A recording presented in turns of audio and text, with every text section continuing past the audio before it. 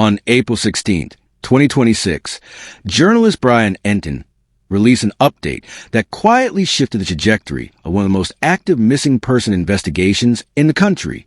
Hair evidence recovered from inside Nancy Guthrie's home, sent to the FBI laboratory at Quantico, Virginia. This is not routine. This is not a box being checked. This is investigators making a deliberate decision to escalate, because the first lab they sent to reach the absolute limit of its technology. Pause on that. The first lab couldn't finish the job. So the evidence went up the chain, all the way to the most advanced forensic DNA facility in the United States. And the critical detail, the one most people will scroll past, is not that the hair exists. It's that the hair is rootless. That one word changes everything about what this evidence can and cannot do. Stay with me.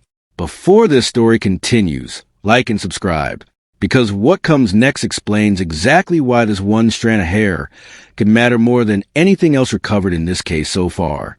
Let's start with what we know about how this evidence moved. Hair was recovered from inside Nancy Guthrie's home. It was cataloged, tagged, entered into the chain of custody. Then it was sent to DNA Labs International, a private forensic laboratory in Florida that handles high-profile case evidence. DNA Labs International is not a small operation. They process serious evidence for serious investigations. But at some point in their analysis, they reached a wall. The specific process investigators needed could not be completed there. So a decision was made. The evidence was forwarded to the FBI laboratory at Quantico. That escalation is meaningful. Investigators don't forward evidence to Quantico because they have nothing better to do. They do it because they believe, based on what they've seen, that the sample has potential. Someone looked at that hair and believed it was worth pursuing at the highest forensic level available. That matters. Now, why does the word rootless matter so much? Here's the science, as simply as possible. When a hair falls out naturally or is pulled out, it sometimes takes a follicle with it. That follicle, that tiny bulb at the root, contains living cells. And living cells contain nuclear DNA, the same kind of DNA used in standard forensic profiles. Rooted hair is relatively straightforward for a modern forensic lab. But rootless hair, a strand that broke off at the shaft with no follicle attached, that is a different problem entirely. For decades, rootless hair was considered nearly useless in criminal cases. You could look at it under a microscope. You could note the color, the texture, but identifying a specific individual from a rootless strand, that was considered, for a long time, essentially impossible. Rootless hair is where standard forensic processing often reaches its limit, which is exactly why this escalation of Quantico is significant. Let's talk about the three types of DNA analysis that matter here, and I'll keep this simple. STR profiles, short tandem repeat profiles. These are what most people think of when they hear forensic DNA. This is a standard. This is what goes into CODIS, the National DNA Database. If the hair had a root with living cells, investigators could potentially run a standard STR profile and search it against the database immediately. But this hair is rootless. So standard STR processing is likely off the table or severely limited. Mitochondrial DNA. This can sometimes be extracted from the hair shaft itself, without the root. But here's the problem. Mitochondrial DNA only tells you about the maternal line. It's passed down through mothers. So if it matches, it could match an entire family, a brother, a cousin, an uncle, not one specific individual. Mitochondrial DNA can narrow a field. It usually cannot name a single person.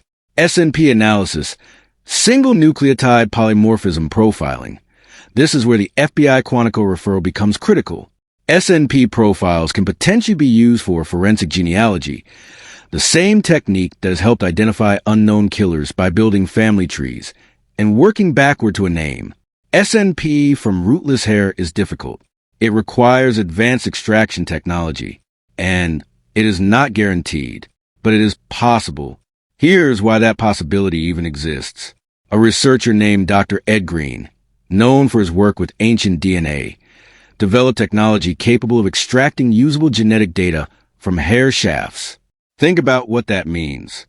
Ancient DNA, hair preserved for thousands of years, and scientists were able to pull enough information to build genetic profiles. That same foundational technology has been adapted and applied to criminal investigations. The hair shaft, even without a root, contains degraded DNA fragments. Fragments that, under standard conditions, are not enough to work with. But with advanced extraction methods, those fragments can sometimes be collected, compiled, and assembled into a usable S&P profile. It is painstaking work. It does not always succeed, but it represents a genuine shift in what forensic science can do with evidence that a decade ago would have been set aside. This is why Dr. Green's work matters in the context of this case. This is why Quantico has tools at DNA Labs International, capable as they are, simply does not have access to. Wherever you are watching from right now, the United States, the United Kingdom, Australia, Canada, drop your city or country in the comments. Let's see how far this case has reached. When Brian Entin reported this update, he shared it with CeCe Moore, a forensic genealogist who has worked on multiple high-profile cases involving exactly this kind of evidence. Her response was notable. She said she was excited. The word excited matters, because CeCe Moore does not use that word casually. She explained that hair evidence, even rootless hair, can absolutely make a case solvable. She has seen it happen. She understands what Quantico's involvement means. But she also gave an honest scientific caveat, because she is careful and because the science demands honesty. The hair may not belong to the suspect. It could belong to a family member, a previous visitor, a service worker, a friend, someone with a completely legitimate reason to have been inside that home. The presence of unknown hair does not automatically mean the presence of a suspect, but her excitement, that measured, professional excitement, tells you something. It tells you that the people who understand this forensic process best believe this evidence is worth pursuing. There is a case that forensic investigators and genealogists point to when they discuss what rootless hair can do. The Gilgo Beach investigation. Rex Hoyerman, the man charged in connection with the Gilgo Beach murders, was identified in part through advanced forensic genealogy. The case showed, clearly, that DNA extracted from difficult evidence can build family trees. And family trees, when worked carefully, can lead to a name. I want to be precise here. I am not saying that Nancy Guthrie's case will follow the same path. Every investigation is different. Every sample is different. But the Gilgo Beach case demonstrated, to law enforcement, to prosecutors, to forensic genealogists, that this process is not theoretical. It has produced results. It has led to an arrest. It is part of why investigators took the decision to escalate this evidence to Quantico seriously, because they know what Quantico, combined with forensic genealogy, has done before. Here is a question investigators will be working to answer before the advanced analysis even begins. Whose hair is this? At a basic visual level, color, length, texture, thickness, what does the hair suggest? If it appears consistent with Nancy Guthrie's own hair, the path forward becomes much more complicated. It may simply be her hair, but if the visual characteristics suggest it belongs to someone else, and particularly if it appears to belong to an unknown male, that is a different situation entirely. Unknown male hair inside the home, hair that cannot be immediately accounted for, is not a solved case, but it is a confirmed presence that demands an explanation. That is how forensic investigations build, not always from a single dramatic discovery, but from a strand of evidence that places someone somewhere they should not have been, or somewhere that raises a question that cannot be answered easily. An unknown male hair inside that home is not an answer, but it is a question that changes the direction of everything. If you have stayed with this episode to this point, comment, "I am still here," because this is the part of the case most people will miss. The difference between a routine evidence update and a forensic turning point. CeCe Moore used a specific phrase that deserves its own moment. She called this kind of evidence a Hail Mary, and she meant it honestly, not dismissively. Here's the reality of where this evidence stands right now. The sample may be too degraded. Hair, especially rootless hair, can deteriorate. Time, temperature, humidity. All of these factors affect how much usable DNA remains in the shaft. The extraction process may fail to produce enough fragments to build a complete S&P profile. Even if a partial profile is assembled, the genealogy matches may be too distant to trace back to a specific individual. The analysis will take time. Weeks, possibly months. And at the end of that process, the result may be inconclusive. That is not a failure of the investigation. It is the honest reality of working with this type of evidence. But here is the other side of that honesty. Hail Mary passes sometimes connect.